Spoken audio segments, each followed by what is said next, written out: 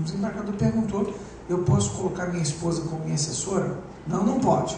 Por que não pode? Nepotismo e improbidade. Ah, tá. Mas a minha amante eu posso?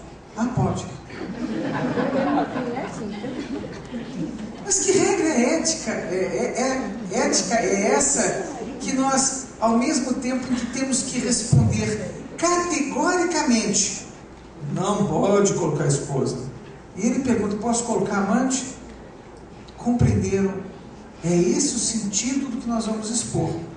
Em que momento a regra previamente escrita e muito bem definida no ordenamento jurídico encontra um espaço em branco, que eu chamei de nuvem cinzenta e outros autores também chamam, e que nos faz refletir para onde estamos indo.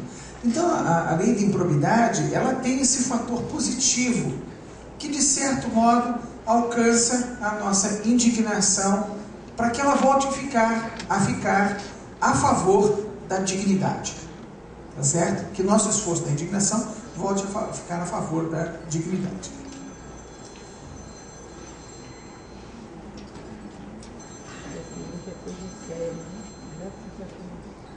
Muito bem. Então, eu separei aqui, e no roteiro que os senhores vão receber, os senhores vão encontrar, na Constituição Federal, alguns dispositivos que permeiam o tema nosso de improbidade administrativa. E aí está eles, e eu destaco um por escrito. Artigo 5º, inciso 33. Não os outros dispositivos que os senhores já conhecem, que todo mundo fala sobre improbidade. Eu comecei com um que normalmente não é associado à improbidade.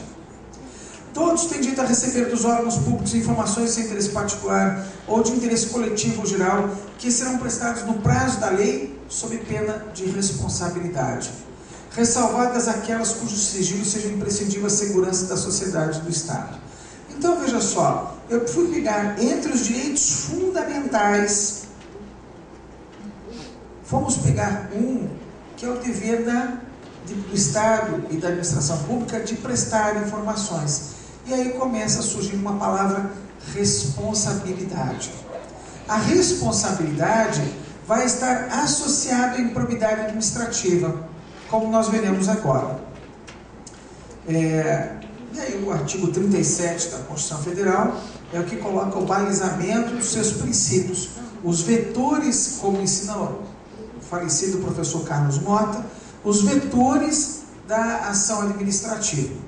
Artigo 37. A administração pública direta e indireta de qualquer dos poderes da União, dos Estados, do Distrito Federal e dos municípios obedecerá aos princípios da legalidade, impessoalidade e moralidade.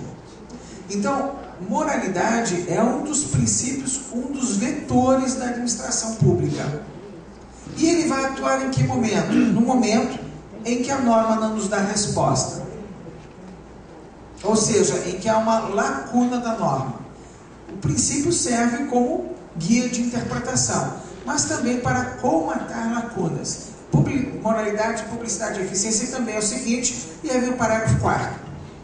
Os atos de improbidade administrativa importarão a suspensão dos direitos políticos, a perda da função pública, a indisponibilidade dos bens e o ressarcimento ao erário, na forma e gradação previstas em lei, sem prejuízo da ação penal cabível.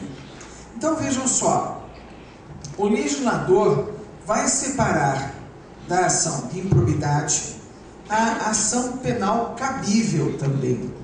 Elas são concorrentes na recomposição dos valores da gestão pública. E aí a gente fala em valores e princípios. Percebam mais, os atos de improbidade passaram por força da Constituição a ter os seguintes efeitos: suspensão dos direitos políticos. Por quê?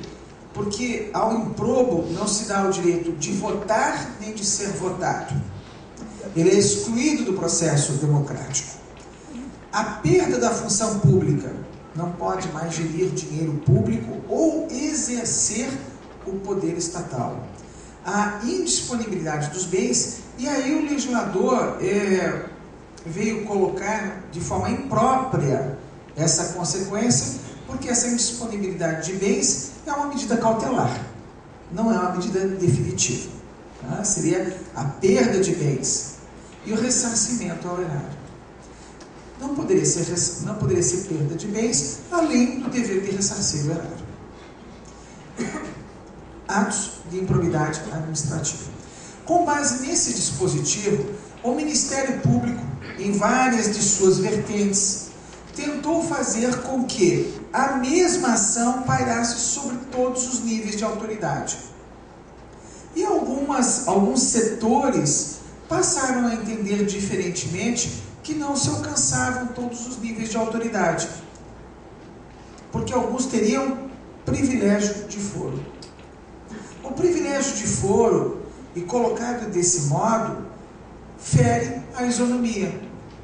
Como é que eu posso ter privilégio de foro? Isso equivale, e nós encontramos inclusive autores escrevendo de uma geração mais audaciosa, colocando que isso equivalia a tribunal de exceção. Como eu sou uma autoridade, eu não me submeto à regra comum. A condição de ser julgado igual aos demais. Sou uma autoridade. E exatamente por essa perspectiva errada, o assunto foi ganhando uma dimensão que chegou até o Supremo Tribunal Federal e numa de suas composições acabou gerando uma ideia semelhante em vários votos. Até que mais tarde, um pouco mais distante, porque o direito tem essa virtude de acomodar, né, de gerar paz social, de alcançar uma interpretação melhor com o passar do tempo, veio a se estabelecer um paralelo entre crime de responsabilidade e improbidade, para só então se entender que a condição do crime de responsabilidade é muito mais grave do que a mera improbidade. Um servidor público pratica atos de improbidade. Um agente político praticará crime de responsabilidade. A hora que se compreendeu que, diferentemente de se criar um privilégio, passou-se a um nível de responsabilidade maior, não poderia existir dois regimes: o regime da improbidade e o do crime de responsabilidade. Então, haveria cada qual de funcionar na sua esfera de competência. E quem deu um dos toques mais decisivos à formação disso foi nada mais, nada menos que Aristides Junqueira, que tem duas grandes virtudes, né? Uma delas, a sua longa trajetória ética dentro do serviço público, o autor da ação do processo de impeachment do presidente da República e, portanto, uma pessoa que colocou os vetores, os valores da sua instituição acima dos compromissos políticos que pudessem existir. Extraordinária figura, já afastado do serviço público, construiu e lembrou todos esses valores. Só que ele teve a grande virtude, ao par disso, de sintetizar isso, para que todos compreendessem. E a outra grande virtude de Aristides Junqueira foi ter o escritório dele ao lado do meu. Mas depois eu me mudei e aí ele continuou lá no escritório dele, né? Muito bem, então veja só, é fácil compreender essa ideia se nós compararmos dois dispositivos. O 37, parágrafo 4º, que acabamos de ler e comentar aqui, com o 102.1c. Olha lá, no anterior eu cuidei da improbidade em geral. No 102, nós vamos cuidar da competência do Supremo Tribunal Federal. E coloca no inciso 1, processar e julgar originariamente nas infrações penais comuns e nos crimes de responsabilidade os ministros de Estado, os comandantes da Marinha, do Exército, da Aeronáutica, ressalvado o disposto no artigo 52, inciso 1, os membros dos tribunais superiores, os do Tribunal de Contas da União e os chefes de missão diplomática de caráter permanente. Então notem que a essas autoridades não foi colocado um foro privilegiado, mas foi colocado uma espécie da improbidade. Elas respondem por essa improbidade. Artigo 85. São crimes de responsabilidade os atos do Presidente da República que atentem contra a Constituição Federal, especialmente contra a probidade administrativa. Então, notem que o legislador aqui vem a destacar para determinados tipos de autoridade uma tutela específica dos valores. Improbidade administrativa. Eu peguei um trechinho que eu comentei dos senhores, de Aristides Junqueira, em que ele vai falar sobre improbidade administrativa e crime de responsabilidade. Então, espécie do gênero imoralidade administrativa.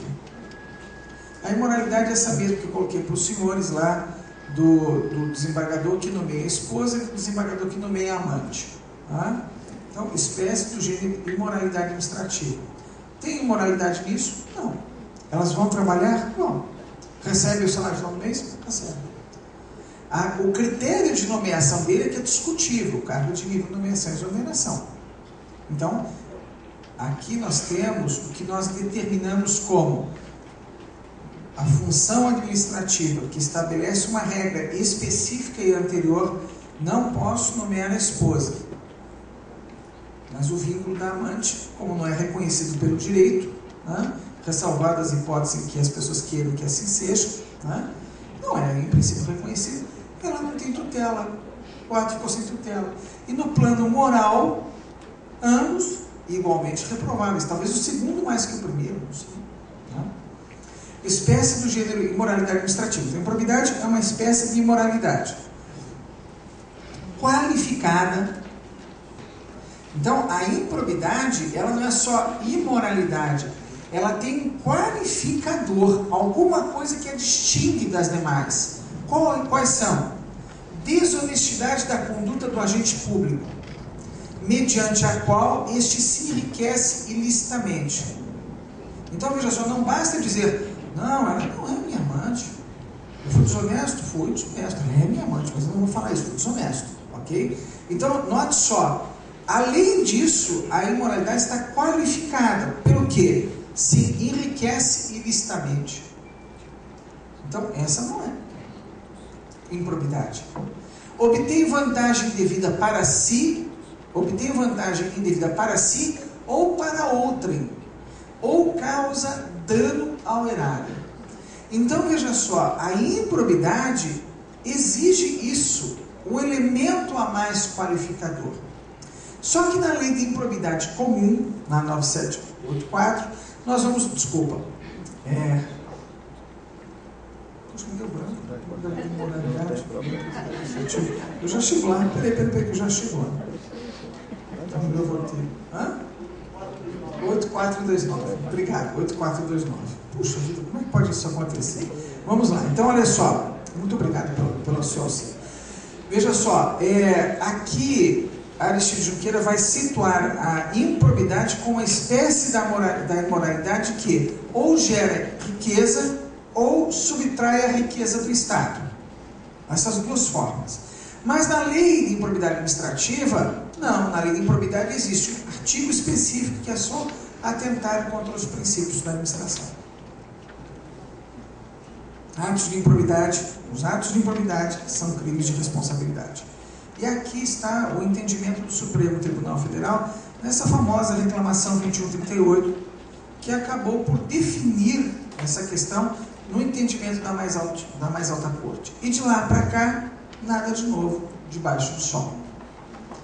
Assim, eu estou trazendo um pequeno excerto, um pedacinho do voto, que é o suficiente para a nossa compreensão dos dois institutos. Assim, pelos atos de improbidade que praticar, porque constitutivos do crime de responsabilidade, o presidente da República há de ser processado e julgado pelo Senado Federal, mediante prévia licença da Câmara dos Deputados, nos termos do artigo 86 da Constituição Federal. Os ministros de Estado e os comandantes da Marinha e do Exército e da Aeronáutica, quando não se tratar de crime de responsabilidade conexo com o de presidente da República, os ministros do Supremo Tribunal Federal, os membros dos tribunais superiores, os ministros dos tribunais de contas da União e os chefes da missão diplomática de caráter permanente serão processados e julgados originariamente pelo Supremo Tribunal Federal. 102, 1C, que acabamos de ler. os desembargadores dos Tribunais de Justiça dos Estados e do Distrito Federal, os membros dos Tribunais de Contas dos Estados e do Distrito Federal, os juízes dos Tribunais Regionais Federais, dos Tribunais Regionais Eleitorais e do Trabalho, os membros dos Conselhos ou Tribunais de Contas dos municípios e os membros do Ministério da União que oficiem pelos tribunais quando a eles imputada a prática de improbidade, ou seja, a prática de crime de responsabilidade, deverão eles ser processados e julgados originariamente pelo Superior Tribunal de Justiça. Os governadores dos estados do Distrito Federal, pela Assembleia Legislativa, nos trilhos da Lei 1079 de 50, com a devida adequação ao texto constitucional vigente. Os prefeitos e vereadores pela Câmara Municipal, porque regras estampadas no artigo 4º e 7º do Decreto-Lei 201 de 67. Então nós passamos a ter, no crime de responsabilidade, esse viés. O viés político, que também é o que supre a norma da moralidade, que, como nós vimos, diferentemente das outras regras do direito administrativo, ela acaba não sendo completa, deixando os vários.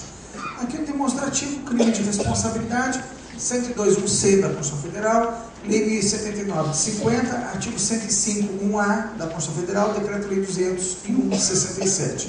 E aí a lei que eu tinha esquecido o número, foi socorrida aqui em boa hora, a Lei 8429 de 92, a Lei da Improbidade Administrativa.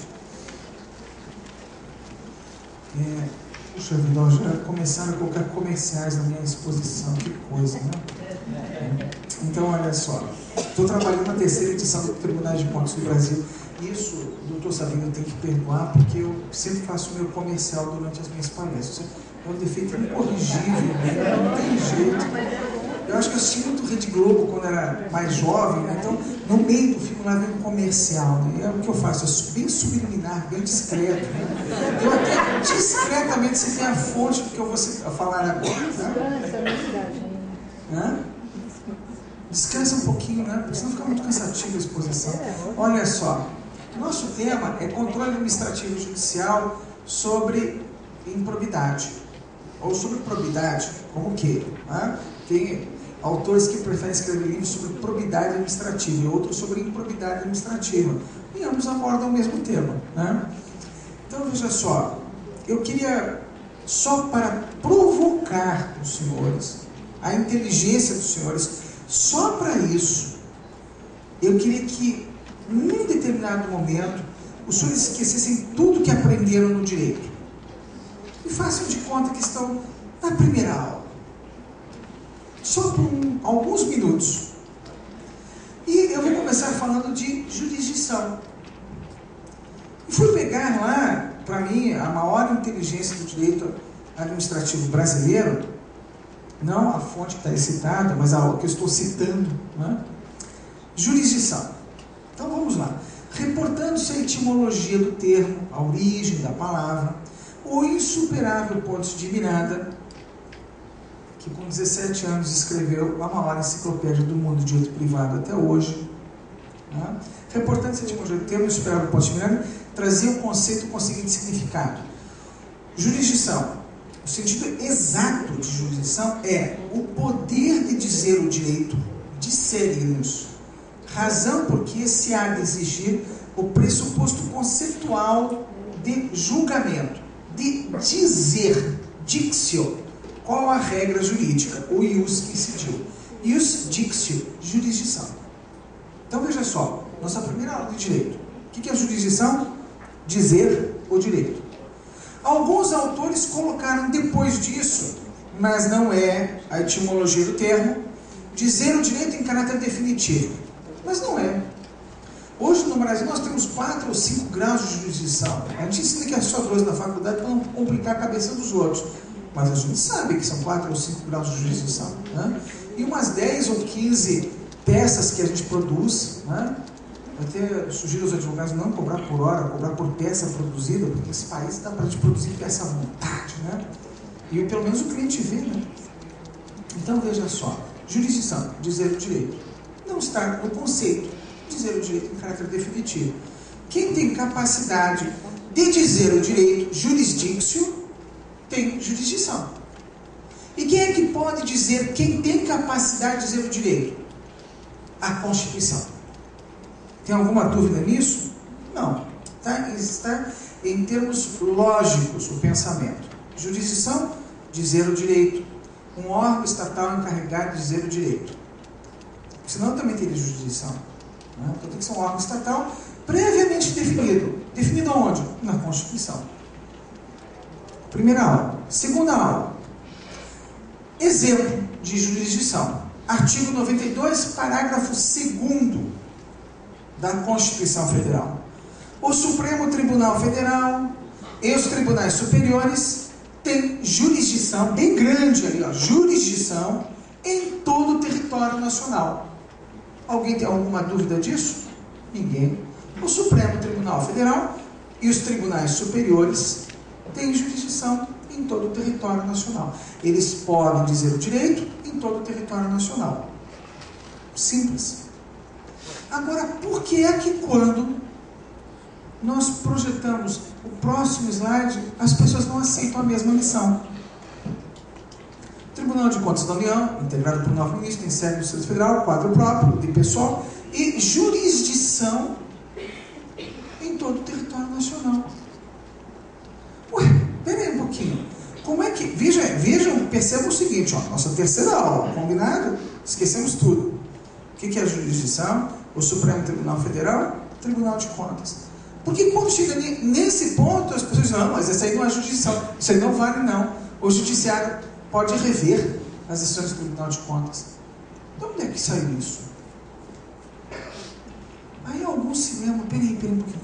Já sei, tem um artigo, um inciso no artigo 5º, que é muito grande, que diz, a lei não excluirá da apreciação do Poder Judiciário lesão, ameaça de direito. Não tem alguma coisa assim?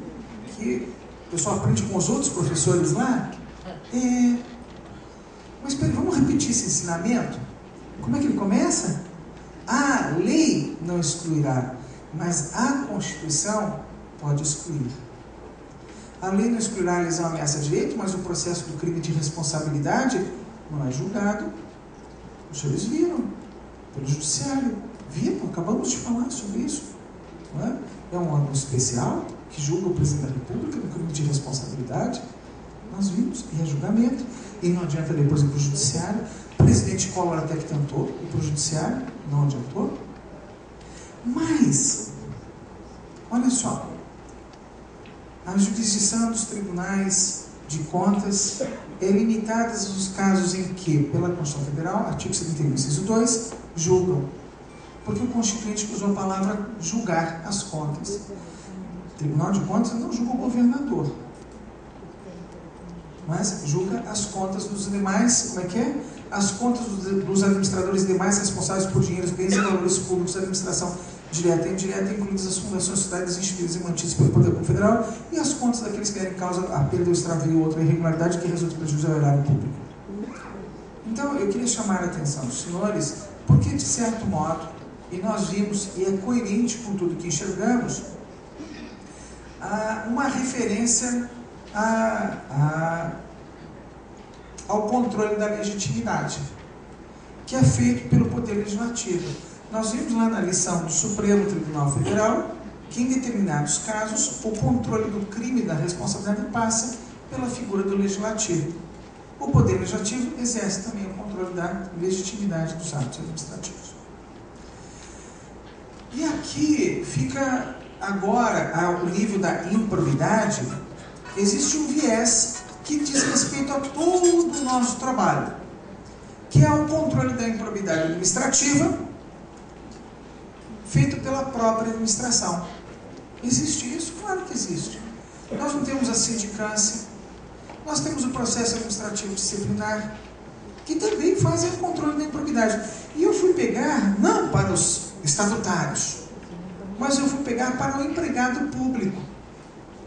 A mesma norma que rege os empregados em geral, os empregados deste hotel, por exemplo, quando eu estiver aplicando esse regime à administração pública, o empregado de uma estatal, de um banco estatal, o empregado de um banco estatal, eu vou usar 482 com outro sentido, que nós colocamos no direito, transladação de sentido. A mesma norma, quando eu vou aplicar a um âmbito diferente, ela sofre uma transladação de sentido. O sentido dela muda. 482, a letra A. Constitui justa causa para a rescisão do contrato de trabalho pelo empregador. Ato de improbidade. Lá para a regra geral, a improbidade do empregado é o conceito de moralidade. Mas note, o conceito de moralidade, ele é uma norma, aspas, em branco, que é completada pela indignação, pela recepção da sociedade. Por exemplo, quando fui juiz do trabalho, naquela época, empregado de banco dar cheque sem fundo era ato suficiente para justa causa. Porque ele não podia, sendo empregado de um banco,